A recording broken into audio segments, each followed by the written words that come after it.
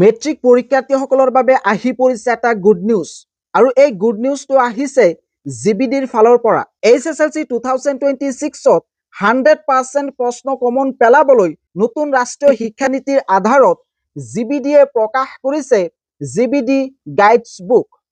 Class 10ৰ বহুত কিতাপ চাইছো, কিন্তু তাৰে ভিতৰত বেষ্ট হৈছে জিবিডিৰ এই গাইড বুক।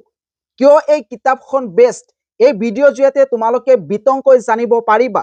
এই কিতাপখনত আছে latest Assam state school education বৰ্ডৰ এক্সাম পেটাৰ্ণ আৰু মাৰ্কিং স্কিম অনুসৰি এই কিতাপখনত কণ্টেণ্টবোৰ আপডেট কৰা হৈছে।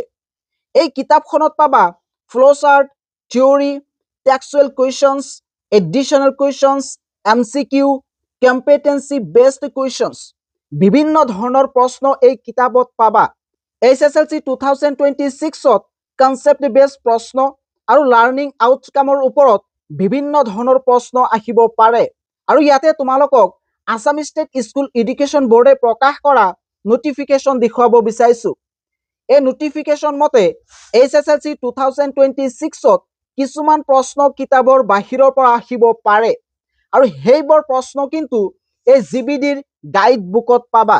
ইয়াতে তোমালোকে চাব পাৰিবা যে কিয় এই কিতাপখন বেষ্ট। তোমালোকে এই কিতাপখন অপেন কৰিবা, অপেন কৰাৰ পিছতে দেখিবলৈ পাবা ইয়াতে সূচীপত্ৰ আছে। ইয়াতে আছে ৰাসায়ন বিজ্ঞান আৰু প্ৰথমটো আছে ৰাসায়নিক বিক্ৰিয়া আৰু সমীকৰণ। ইয়াতে তোমালোকে যেতিয়া অপেন কৰিবা কিতাপখন প্ৰথমতে পাবা ফ্ল' চাৰ্ট।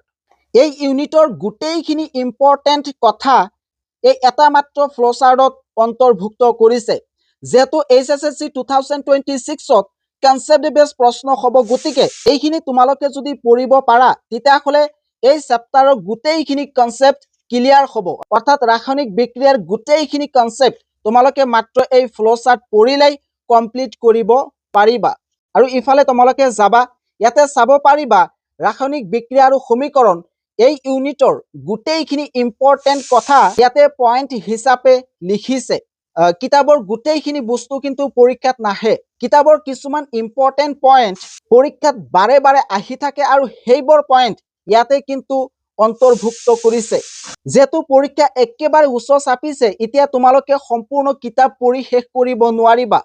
গতিকে এতিয়া এই পইণ্টছবোৰ তোমালোকে যদি পঢ়ি যাব পাৰা তেতিয়াহ'লে HSLC 2026ত 100% প্ৰশ্ন কমন পৰিব। এইখিনি তোমালোকে পইণ্ট পঢ়িবা। তাৰ পিছতে দেখিবলৈ পাবা কিছুমান গুৰুত্বপূৰ্ণ পদ্ধতি, তালিকা আৰু উদাহৰণ আছে। অৰ্থাৎ এই ইউনিটৰ যিবোৰ গুৰুত্বপূৰ্ণ পইণ্ট আৰু পদ্ধতি আৰু তালিকা সেইবোৰ ইয়াতে অন্তৰ্ভুক্ত কৰিছে। সেইকাৰণে মই কৈছোঁ যে এই কিতাপখন আটাইতকৈ ভাল। আৰু এই কিতাপখন পঢ়াৰ পিছত এনেকুৱা লাগে যেন HSLC 2026ত আহিবলগীয়া গোটেইখিনি প্ৰশ্ন এই কিতাপত অন্তৰ্ভুক্ত কৰিছে। ইয়াত তোমালোকে চাব পাৰিবা অলপখিনি যোৱাৰ পিছত ইয়াতে তোমালোকে পাবা পাঠভিত্তিক প্ৰশ্ন উত্তৰ, অৰ্থাৎ তোমালোকৰ যি কিতাপ আছে সেই কিতাপৰ প্ৰশ্ন লগতে উত্তৰ ইয়াতে দিয়া আছে। কিতাপৰ 6 নম্বৰ পৃষ্ঠাটো অপেন কৰিলে এই প্ৰশ্নটো তোমালোকে পাবা আৰু এই প্ৰশ্ন উত্তৰ দিয়া আছে। এনেদৰে তোমালোকে বাকীখিনি পাই যাবা। অনুশীলনী আছে পৃষ্ঠা নম্বৰ 14 to 16। এই অনুশীলনীত এইখিনি প্ৰশ্ন কিন্তু তোমালোকে পাবা আৰু উত্তৰবোৰ একেবাৰে সহজ ভাষাত এট্ৰাক্টিভ হিচাপে দিয়া হৈছে। আৰু এই উত্তৰবোৰ তোমালোকে যদি পৰীক্ষাত লিখিব পাৰা তেতিয়াহ'লে কোনেও নম্বৰ কাটিব নোৱাৰে আৰু পৰীক্ষাত ফুল মাৰ্কছ পাবা। এইখিনি তোমালোকে পঢ়ি ল'বা। এয়া হৈছে কিতাপৰ প্ৰশ্ন। তাৰপিছত তোমালোকে চাবা অতিৰিক্ত প্ৰশ্ন উত্তৰ আছে। অৰ্থাৎ ইয়াতে MCQ আছে, ভেৰি শ্বৰ্ট কুৱেশ্যন আছে আৰু শ্বৰ্ট কুৱেশ্যনো কিন্তু আছে। যেহেতু এতিয়া HSLC পৰীক্ষাত 50% MCQ আহে, গতিকে এই MCQ প্ৰশ্ন তোমালোকৰ বাবে বহুত ইম্পৰ্টেণ্ট হয়। এই বিজ্ঞানত 45 মাৰ্কৰ MCQ পাবা, গতিকে এই MCQবোৰ পঢ়িব লাগিব। ইয়াতে তোমালোকে MCQ পাবা, বিভিন্ন ধৰণৰ MCQ আছে। ফিল ইন দ্য ব্লাংক টাইপৰ MCQ আছে, এছাৰশ্যন ৰিজনিং টাইপৰ MCQ আছে, বিভিন্ন ধৰণৰ কনচেপ্ট বেছ MCQ কিন্তু একমাত্ৰ এই জিবিডিৰ বুকখনতে পাবা। এইখিনি পঢ়াৰ পিছত অলপ ইফালে আহিলে তোমালোকে কিছুমান লং কুৱেশ্যন দেখিবলৈ পাবা অৰ্থাৎ তোমালোকৰ 2 মাৰ্কৰ নাইবা 3 মাৰ্কৰ প্ৰশ্ন আহিব পাৰে আৰু সেই প্ৰশ্নবোৰ কিন্তু ইয়াতে সন্নিবিষ্ট কৰিছে সেইকাৰণে মই কৈছো যে এই কিতাপখন আটাইতকৈ বেষ্ট আৰু প্ৰত্যেকটো চেপ্টাৰতে তোমালোকে এনেকৈ ফ্লো চাৰ্ট কিন্তু পাবা আৰু এই ফ্লো চাৰ্ট যদি পঢ়িব পাৰা তেতিয়াহ'লে তোমালোকৰ কোনো টেনচন নাই HSSC 2026ত গোটেইখিনি প্ৰশ্ন এই ফ্লো চাৰ্টৰ পৰাই কমন পৰাৰ সম্ভাৱনা আছে এইখিনি তোমালোকে পঢ়িবা ইয়াতে হৈছে বিজ্ঞান সহায়িকা এনেদৰে সমাজ বিজ্ঞান আছে ইংৰাজী আছে আৰু বেলেগ বেলেগ সাবজেক্টৰ এই গাইড বুকস আছে আৰু জিবিডিয়ে নতুনকৈ এই কিতাপ আপডেটেড কৰিছে এতিয়ালৈকে যদি কোনোবাই এই কিতাপখন ক্ৰয় কৰা নাই অতি সোনকালে ক্ৰয় কৰিব পাৰে যেহেতু পৰীক্ষা একেবাৰে উচ্চ চাপিছে এতিয়া টকাৰ পিনে চাব নালাগে এই কিতাপ কেইখন তোমালোকে কিনি লবা SSC 2026ত তোমালোকে যাতে ভাল এটা নম্বৰ লৈ উত্তীৰ্ণ হ'ব পাৰা তাৰ বাবে জিবিডিয়ে আন এটা কাম হাতত লৈছে হেয়া হৈছে বুষ্টাৰ সিৰিজ তোমালোকে যদি এই কিতাপ কেইখন পঢ়িব পাৰা তেতিয়াহ'লে তোমালোকৰ এক্সাম একেবাৰে বুষ্টাৰ হ'ব অৰ্থাৎ ভাল এটা নম্বৰ লৈ উত্তীৰ্ণ হ'ব পাৰিবা ইয়াতে তোমালোকক দেখুৱাব বিচাৰিছো যে এই বুষ্টাৰ সিৰিজত কি আছে এইটো হৈছে MCQ বুষ্টাৰ এছামিজ মিডিয়ামৰ কাৰণে সেইদৰে ইংৰাজী মিডিয়ামৰ ছাত্ৰ ছাত্ৰীৰ বাবে কিন্তু এই বুষ্টাৰ সিৰিজ আছে ইয়াতে আছে ইংৰাজী গণিত বিজ্ঞান আৰু সমাজ বিজ্ঞান এই কিতাপখনত 3200 MCQ পাবা লগতে উত্তৰ পাবা আৰু দক্ষতা ভিত্তিক MCQ বোৰ কিন্তু এই কিতাপত সন্নিবিষ্ট কৰিছে HSC 2025ত সমাজ বিজ্ঞানত কেইবাটাও প্ৰশ্ন দক্ষতা ভিত্তিক আহিছিল আৰু সেই প্ৰশ্নবোৰ কিন্তু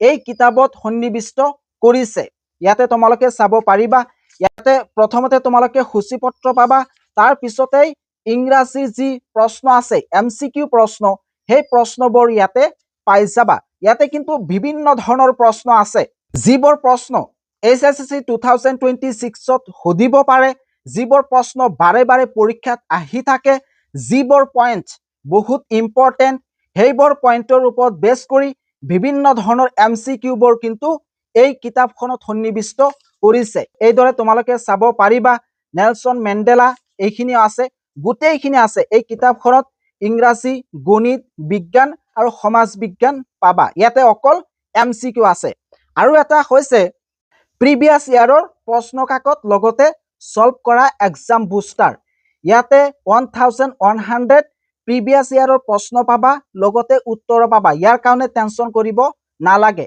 এই কিতাপখন তোমালোকে যেতিয়া ওপেন কৰিবা তেতিয়া প্ৰথমতে ইংৰাজী পাবা তোমালোকে দেখিবলৈ পাবা এই প্ৰশ্নটো 2025 চনত আহিছিল এই প্ৰশ্নটো 2025 চন 2025 2024 2023 এনেদৰে প্ৰিভিয়াছ ইয়াৰৰ প্ৰশ্নবোৰ কিন্তু সন্নিবিষ্ট কৰিছে 2021 চন এনেদৰে তোমালোকে এই প্ৰশ্নবোৰ পাই যাবা আৰু একেবাৰে শেষৰ ফালে ৰিডিং কম্প্ৰিহেনশন পাবা ইয়াতে সাবস্টেন্স ৰাইটিং আছে এছে ৰাইটিং আছে তাৰ পিছত লেটাৰ ৰাইটিং আছে গোটেইখিনি প্ৰশ্ন কিন্তু এই কিতাপখনত সন্নিবিষ্ট কৰিছে গতিকে তোমালোকে যদি HSC 2026ত ভাল এটা নম্বৰ লৈ উত্তীৰ্ণ হ'ব বিচৰা তেতিয়াহ'লে এই বুষ্টাৰ সিৰিজ ক্ৰয় কৰিবা লিংক এইটো ভিডিঅ'ৰ ডেসক্ৰিপচনত দিয়া আছে এইদৰে বুষ্টাৰ সিৰিজৰ আন এটা কিতাপ হৈছে দক্ষতা ভিত্তিক প্ৰশ্নাৱলী আৰু ইয়াৰ উত্তৰ ইয়াতে 1450 প্লাস দক্ষতা ভিত্তিক প্ৰশ্ন পাবা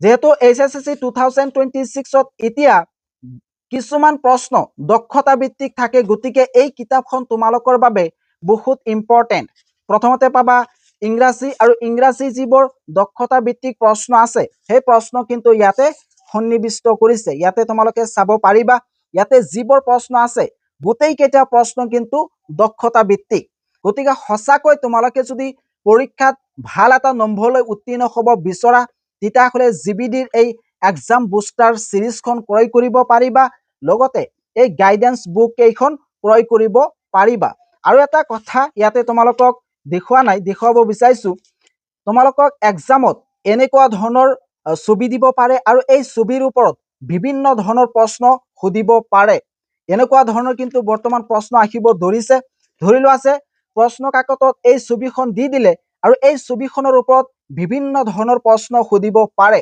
আৰু সেই ছবিকেইখন কিন্তু এই কিতাপখনত সন্নিৱিষ্ট কৰিছে। ইয়াক হৈছে ছবি। এনেকুৱা ধৰণৰ ফটো তোমালোকক প্ৰশ্ন কাকতত দি বিভিন্ন ধৰণৰ প্ৰশ্ন সুধিব পাৰে। যদি সঁচাকৈ তোমালোকে ভাল এটা নম্বৰলৈ উত্তীৰ্ণ হ'ব বিচৰা তেতিয়াহ'লে জিবিডিৰ এই বুক কেইখন ক্ৰয় কৰিব পাৰিবা। ইয়াৰ লগতে এই কিতাপখন সম্পূৰ্ণ ফ্ৰীত পাবা। এই কিতাপখনত যিকেইটা প্ৰশ্ন আছে এইকেইটাও যদি তোমালোকে ভালদৰে পঢ়ি যাব পাৰা তথাপিও ভাল এটা নম্বৰ পাবা। পৰীক্ষাত এই ফটো দিব পাৰে আৰু ইয়াৰ ওপৰত বিভিন্ন ধৰণৰ প্ৰশ্ন সুধিব পাৰে। আৰু এইটো কিন্তু কমপ্লিটলি দক্ষতা ভিত্তিক প্ৰশ্নাৱলী অন্তৰ্ভুক্ত কৰিছে। গতিকে এইখিনি কিতাপ ক্ৰয় কৰিলে এই কিতাপখন সম্পূৰ্ণৰূপে ফ্ৰীত পাবা। যদি কোনোবাই ক্ৰয় কৰিব বিচাৰে তেতিয়াহ'লে কৰিব পাৰিব। লিংক এইটো ভিডিঅ'ৰ ডিছক্ৰিপশ্যনত দিয়া আছে।